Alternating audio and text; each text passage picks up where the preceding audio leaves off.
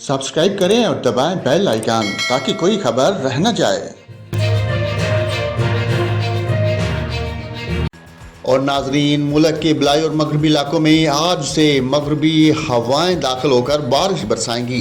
महकमा मौसमियात के मुताबिक आज से 26 मई के दौरान इस्लामाबाद, पंजाब, खैबर पख्तूनख्वा और कश्मीर में बारिश की तवक्को है।